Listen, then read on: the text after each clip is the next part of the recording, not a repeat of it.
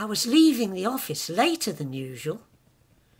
Everyone else had gone home, but I wasn't meeting Julie until 7 for a movie, so I decided to catch up with some filing.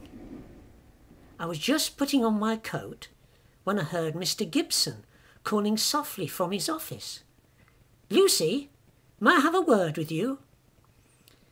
It was getting late, and I didn't want to miss the start of the film, but he is the boss.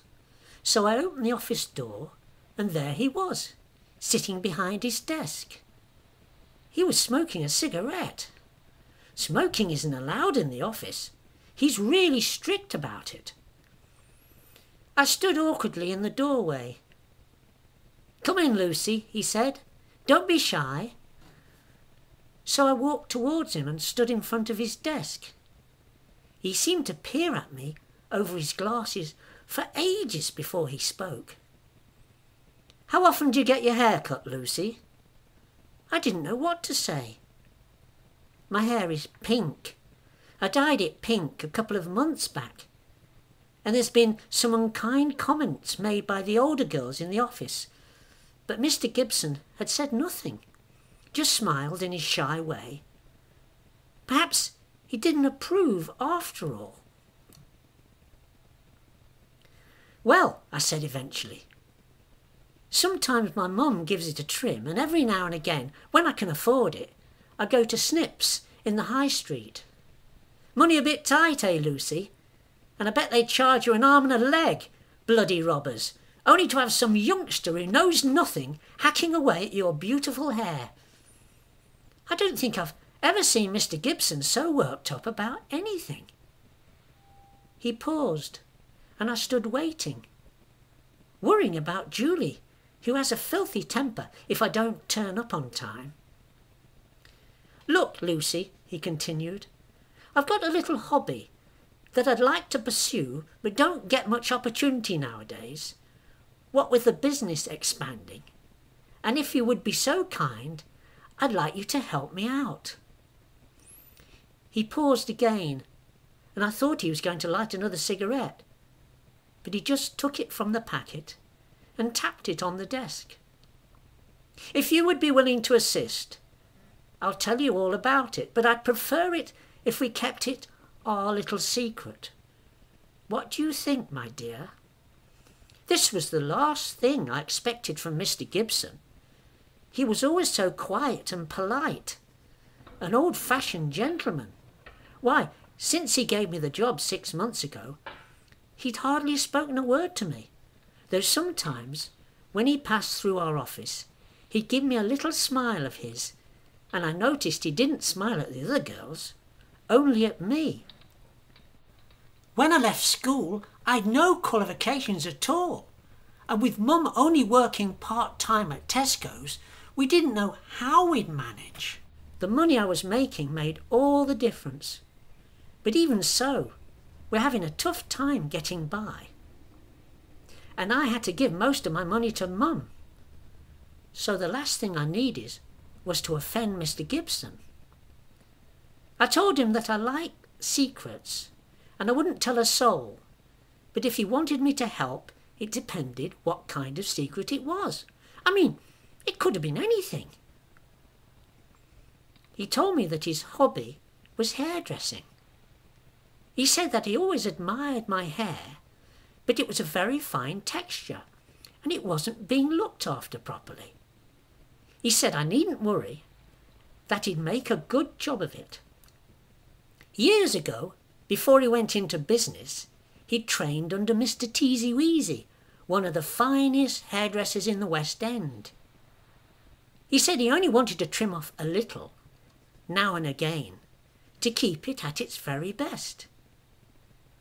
While I stood there dumbstruck, not knowing what to say, he slid open a drawer in his desk and took out an envelope. He held it out towards me.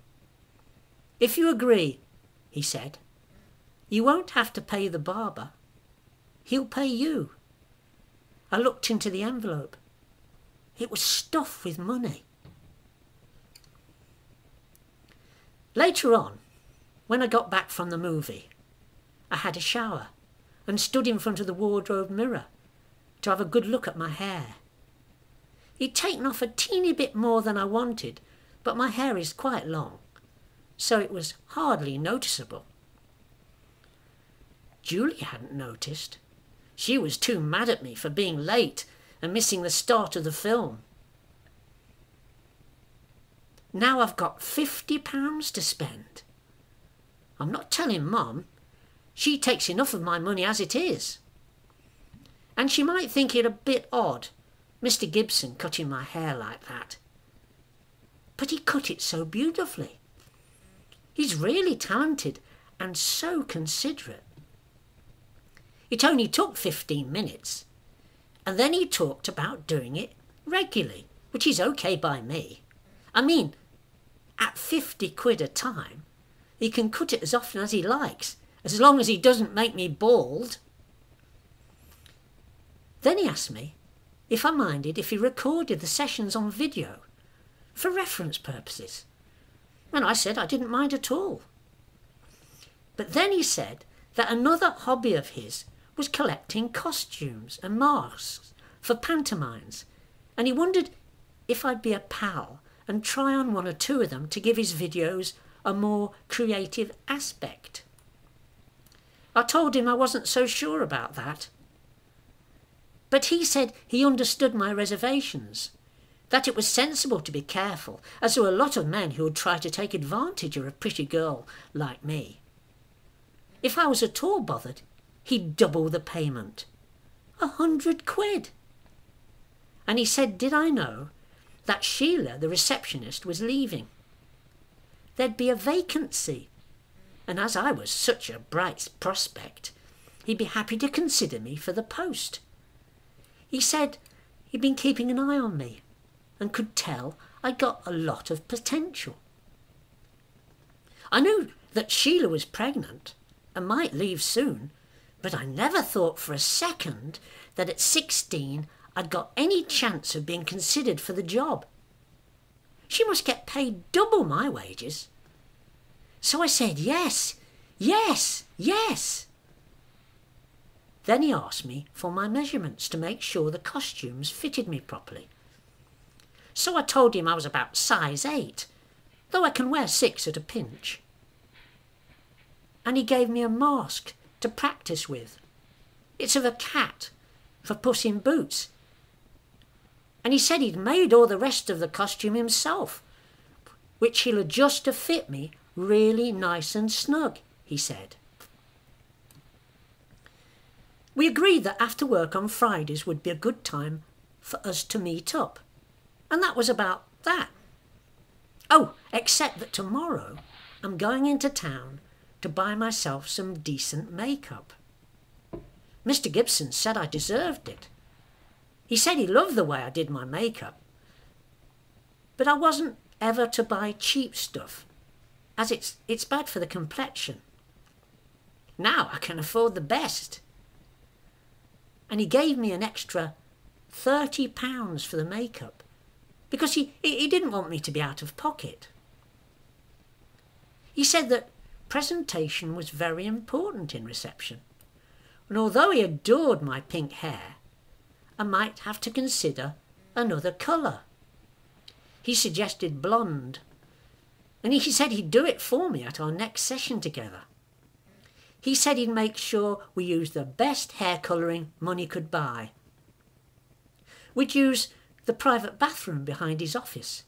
It's ever so smart, with all the gear we'd need for hairdressing. That's where he cut my hair.